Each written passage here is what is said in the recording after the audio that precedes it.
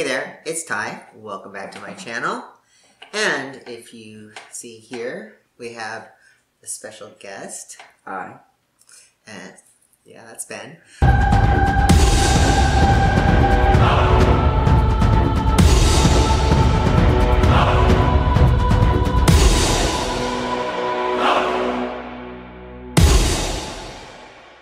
What I'm doing today is 2 years ago on this very day, we did a little one-on-one Q&A, right? Mm-hmm. And I thought it'd be kind of cool to see how Ben's answers might have changed over the last 2 years, or maybe they're the same, or Feels like it was a long time ago. Doesn't it feel like a lifetime ago? 2 years, yeah. Yeah. It's crazy. So, anyway, want to get started? Okay, yeah. Okay, so, how did I come out to you? Alright, so you basically, you really just told me like straight up. You and Mom went for a walk and on the rail trail down the road, and you'd come back and you just basically said, I'm transgender. And then you asked if I knew what that meant, and then you explained it to me because I was like, no, not really. Yeah. So, what is being transgender? Being transgender, it's like there's a lot of different things that go under that term. Like, what do you mean by that? Like, to be transgender, you can be female to male, Okay. male to female, Mm-hmm. or anywhere in between. Okay. So you don't have to fully transition to male, like get surgery, have testosterone, mm-hmm. and go through that whole process to be transgender.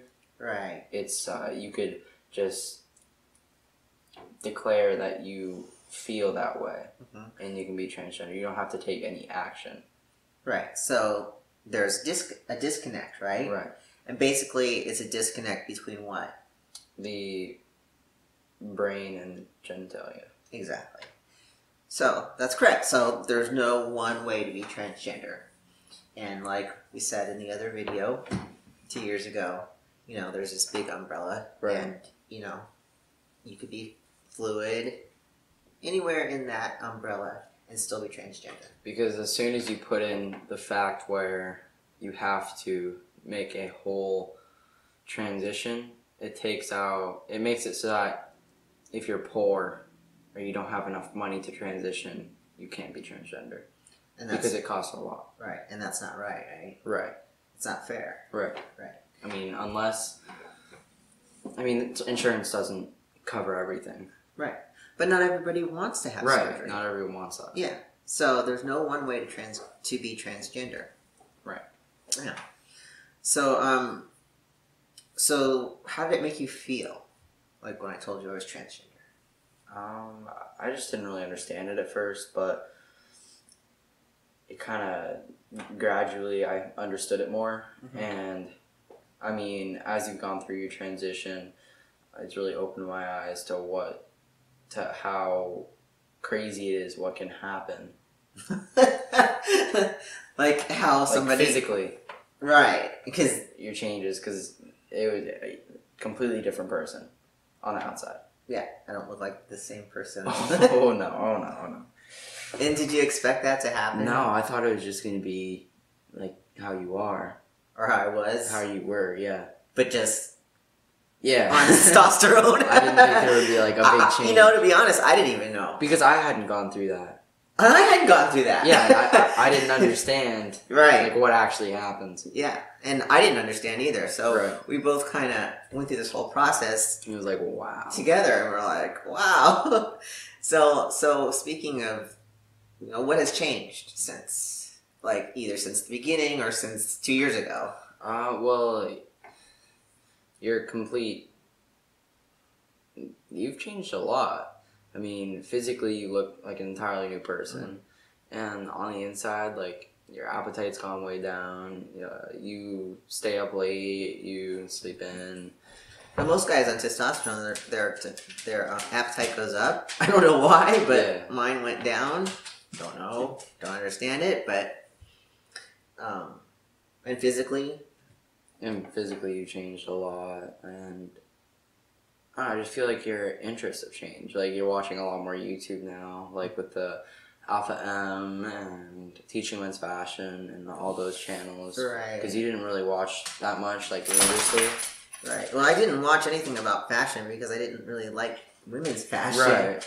And then why you just watch like if you're gonna have a surgery, you'd watch the surgery. Yeah, exactly. To see how it would go. But now you like watch it religiously. You've got like 5 different YouTubers, 6 different YouTubers that you watch every single video. Yeah, that's the truth. So what do you think the pros and cons are of being transgender? The cons is that you socially in this world, there's a lot of people who don't accept it. Mm-hmm. Just like a lot of people don't accept homosexuality and everything under the LGBT umbrella. Yeah. And you just might not get accepted. Plus, it's costly, very costly. And then some pros are that you get to be your true self. And that if you have friends who stay with you through the process, you'll see that they are really true friends. And that'll shine light on that. And I don't know, it's just liberating, I guess. Right. So you've learned a lot. And you're changing the world. Pretty much. if you're out about it and you're trying to promote right. equal rights, you're changing things. So I'm kind of out there, right? Right. But does everybody have to be out there? No. And why should some people not be out there? Because it's their choice. I mean, true. Ultimately, it's up to them. If they don't want to be identified as transgender, then okay. I mean, like if they want to live stealth, right? Then they live stealth, right? And There's that's no problem with that. Their choice too. But also for safety reasons, right? Right. If you're scared of, if you're worried about getting physically attacked or harassed online, then there's some reasons to stay stealth. But also, you want to be out so you can make a difference and prove that you're like a real person too. Right. So where am I not? Where am I stealth? At the gym. At the gym. That's about it. That's about it. But everywhere else, I mean, I just walk around the streets as me. Yeah. But and I do pass, obviously, but I also put myself out there, for people who can't put themselves out there. Right. And hopefully one day you just want to make change so that it can be normal and you can make steps towards what gay marriage has made. Because that's changed a lot recently. Sure. Yes. Because I remember in 8 years ago, it was no one talked about it, but now it's openly legal. Right. Well, your mom and I, we got married as a lesbian couple back in 2013. Was that 5 years ago or something like that? Yeah. So, so that happened, right? All right, so, oh gosh, okay. So, what do I do about clothing, and how has that changed? You're a lot pickier. I'm pickier? Yes. Before you transitioned, you just wore anything. Well, before I transition, okay, I'm gonna have to correct you on.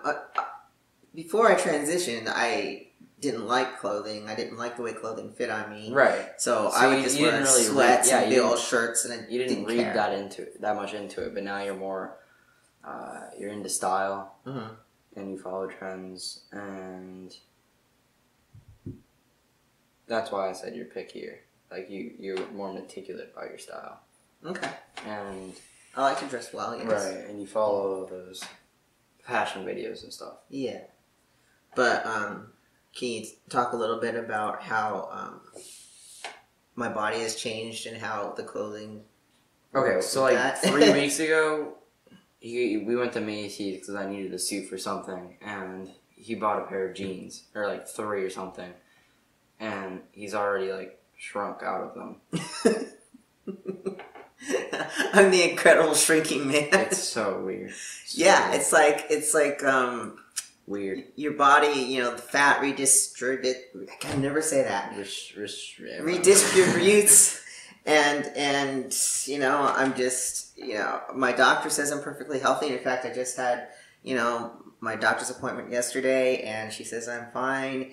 I'm just leaning out, and I'm working out, and it's just what's happening. But I'm not going to complain about it. I like it. I don't want to be as skinny as you. I'm working on it. But you're working on it. He is. He's eating a lot. He's eating a lot. Eating us out of house and home, I'll tell you that. So how do you think your mom is taking it, so far? Well, I think she's been really understanding about the changes that you're feeling, and she just loves you for the person you are. And do you think she's supportive? Yes. And in what ways is she supportive? She's supportive at work. She helps write stuff with you, and she has spoken out at the house in New Hampshire to try and promote legislation change. And she runs the LGBT group. She's as her job. She's a great ally. Yeah, and she supports me with all of my decisions on whether I want to have top surgery, and now I'm thinking about doing the bottom surgery, and she's in full support of that. Right. So she's a good ally, I would think. And do you think you're a good ally? Yeah. Why? Because, well, I help you do things like make videos, and I don't strike the community down. I stand up, and I don't really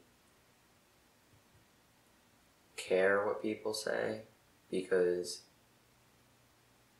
they're always going to think what they're going to think. I mean, you can change it sometimes, but I just try to open their minds, but sometimes it just doesn't work. But I don't let them get to me, because that gives them power. Exactly. Good. So, do you think I'm strict? Yes. Well, you didn't have to think twice. Nope. No? I'm strict. Yes, I'm a strict parent. You were strict before. I was strict before, yes. So that is not faltered or changed. Sadly. But such is life, right? Yeah. I think that a lot of things that I'm strict about has made you a better person, and, right. and it's about life lessons, right. And but it's also given him initiative to go out and get a job. Like, we didn't tell him to get a job or even suggest it. I was going through Instagram one day and saw an ad, and I was like, I'm going to get a job. Yeah, and he's like 15 at the time. He's 15 and a half now. So what's your next step that you want to go through since you're 15 and a half? Oh, driving. Oh, we need to sign me up for driving. Oh, by the way. So, as of, what? When was the 15th? The 15th, this is the 19th. 4 days ago, so... So you can... Sunday. As of Sunday. Yeah. I am able to drive with a family member over 23 or something with a birth certificate in the car. Right. And honestly, for quite a few... Well, I've been teaching him how to drive up and down the driveway. That's about it. And then, but when you were a little guy, he used to sit in between my lap, and he would steer, and I would push the pedal just up the driveway, right. And he would steer up the driveway. So, yeah, we do emphasize safety and stuff like that, but he's ready to drive, and we're ready to let him, because soccer practice is 7:30 to 9. Yeah, and you know what? Yeah, we're not all about wanting to go drive him and pick him up from soccer practice at 9 o'clock. I mean, I work from 5 to 8 tonight. Yeah, so, yeah, he's a busy guy, plus school and everything else, and, his social life, wanting to go to friends' houses and sleep over and do things. It'd be easier if he can drive himself, right? So, are there any questions that you have for me? That's just Not what you really. said last time. Okay, then.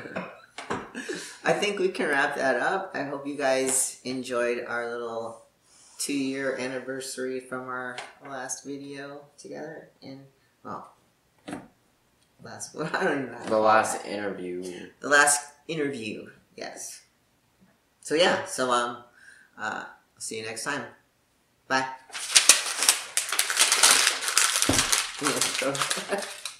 Oh, shoot. Here, I'll do it. There.